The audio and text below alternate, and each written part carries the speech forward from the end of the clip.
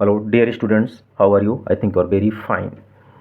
प्यारे बच्चों, आज हम लोग बेसिक शिक्षा परिषद द्वारा संचालित पाठ्यक्रम पर आधारित कक्षा 8 के गणित विषय से जो पहला चैप्टर है परिमेय संख्या, उसको कंटिन्यू करते हुए 1B के बाद जो पहला टॉपिक है परिमेय संख्याओं का घटाना, परिमेय संख्याओं का घटाना सीखेंगे। परिमेय संख्या के घटाने में हमें करना क्या है, सबसे पहले इसे हम लोग जानें। हम लोगों ने परिमेय संख्याओं को जोड़ना सीखा था। जिस तरह से परिमेय संख्याओं को जोड़ा था उसी तरह से हम लोग परिमेय संख्याओं को क्या करेंगे, घटाएंगे। सेम प्रोसेस है, इसमें कोई चेंज नहीं है। इसको आइए देखते हैं। अगर हम सपोज कर लेते हैं कि हमारे पास दो परिमेय संख्या है। पहली परिमेय संख्या ऋण 4/7 है और दूसरी परिमेय संख्या जो है 12/7 है।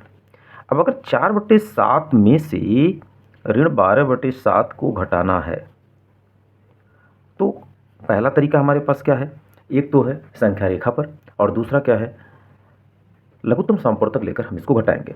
तो प्यारे बच्चों, कैसे घटाएंगे, इसका हल क्या होगा, तो इसके हल को हम लोग समझते हैं। -4/7 लिखेंगे। इस परिमेय संख्या में से हमें दूसरी वाली परिमेय संख्या क्या करना है, घटाना है। तो देखो, ये पहली परिमेय संख्या है, इसमें से दूसरे वाले को घटाना, तो हमने लिख दिया ऋण 12/7।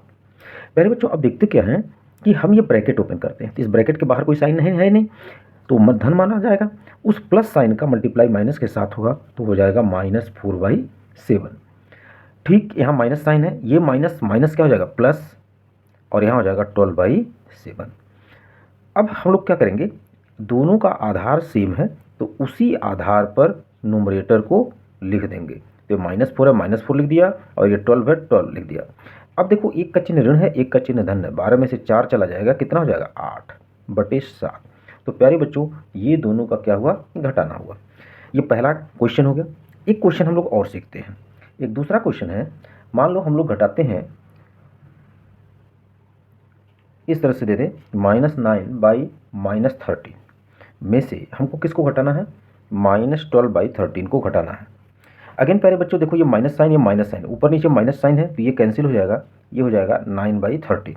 ये माइनस है, इस ब्रैकेट को ओपन करोगे, इस माइनस से मल्टीप्लाई हो जाएगा प्लस, ये होगा 12/13।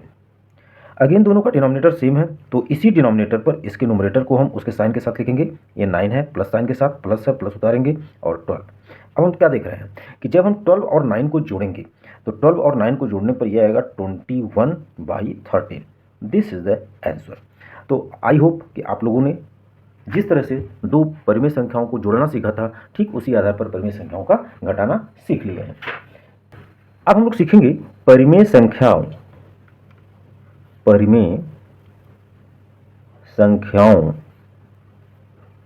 की घटाने की संक्रिया की प्रगुण सीखेंगे। प्यारे बच्चों, इसमें हमें क्या सीखना है कि परिमेय संख्याओं की घटाने की संक्रिया का प्रगुण।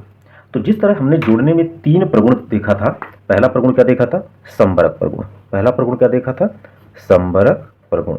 दूसरा क्या देखा था, क्रम विनिमय प्रगुण, क्रम विनिमय प्रगुण। और तीसरा हम लोगों ने देखा था साहचर प्रगुण। अब संबरक प्रगुण में क्या था, योग में हमने देखा था कि अगर हम दो परिमेय संख्याओं को आपस में जोड़ते हैं तो उन दोनों का योग भी एक परिमेय संख्या होगा। उसी तरह से घटाने की संक्रिया में जो संबरक प्रगुण होता है, अगर दो परिमेय संख्याओं में से एक को दूसरे से घटाते हैं तो जो रिजल्ट आता है दैट रिजल्ट इज आल्सो परिमेय संख्या। वो भी एक क्या होता है, परिमेय संख्या होता है। आपने देखा, ऋण 4/7 में से ऋण 12/7 को घटाया, घटाने पर जो आपको ये रिजल्ट दिख रहा है, यहाँ पर जो ये रिजल्ट दिख रहा है, क्या दिख रहा है, 8/7। तो ये भी एक परिमेय संख्या थी, यह भी एक परिमेय संख्या थी, और आपका जो रिजल्ट आया वो भी एक परिमेय संख्या हुआ। दूसरे केस में देखो, ये एक परिमेय संख्या था, ये भी एक परिमेय संख्या था, और जो रिजल्ट आया वो भी एक परिमेय संख्या ही है। तो इस आधार पर हम कह सकते हैं कि परिमेय संख्याओं का घटाना संबरक प्रगुण का पालन करता है। तो हम इस आधार पर कह सकते हैं कि परिमेय संख्याओं का घटाना, परिमेय संख्याओं के घटाने में संबरक प्रगुण का पालन होता है। आइए देखते हैं क्रम विनिमय प्रगुण। क्रम विनिमय प्रगुण में क्या कहा गया था कि अगर दो परिमेय संख्याओं में से अगर पहले से दूसरे को घटाए तो जो रिजल्ट आएगा, और दूसरे से पहले को घटाए तो जो रिजल्ट आएगा, क्या वो सेम है? तो प्यारे बच्चों, ये सेम कभी नहीं होगा, इक्वल कभी नहीं होगा। जैसे हम एक बहुत सीधा सा एग्जाम्पल लें। मान लो हमारे पास एक परिमेय संख्या है 1/2 और दूसरी परिमेय संख्या है 1/3। अगर हम इन दोनों को घटाना चाहें, यहाँ पर हम क्या कर रहे हैं, 1/2 में से 1/3 को सब्ट्रैक्ट कर रहे हैं। तो प्यारे बच्चों, इस 3 और 2 का एलसीएम कितना होगा? 6। एलसीएम मीन्स लघुत्तम समापवर्तक 6 होगा। 2 से 6 को डिवाइड करेंगे 3 टाइम्स आएगा, 3 का 1 में मल्टीप्लाई करेंगे 3 होगा। 3 से 6 को डिवाइड करेंगे 2 टाइम्स आएगा, 2 का 1 में मल्टीप्लाई करेंगे 2 होगा। रिजल्ट क्या आ गया? 1/6। अगर हम 1/3 को 1/2 से सब्ट्रैक्ट करें तो क्या मिलेगा? अगेन 3 और 2 का एलसीएम क्या होगा? 6। 3 से डिवाइड करेंगे 6 को 2 टाइम्स आएगा, 2 का मल्टीप्लाई 1 में करेंगे तो 2 1 जा 2, 2 3 जा 6, 3 का 1 में मल्टीप्लाई करेंगे 3, इतना हो गया बेटा 2 - 3 दैट इज इक्वल टू -1/6। तो यहाँ हम लोगों ने क्या देखा? यहाँ पर देखा इन दोनों का जो रिजल्ट आया, इसका रिजल्ट आया 1/6 और इसका रिजल्ट आया -1/6, जो कि आपस में इक्वल नहीं है। तो हम कह सकते हैं कि दो परिमेय संख्याओं के घटाने में क्रम विनिमय प्रगुण का पालन नहीं होता है। तो यहाँ पर हम लोग लिखेंगे दो परिमेय संख्याओं का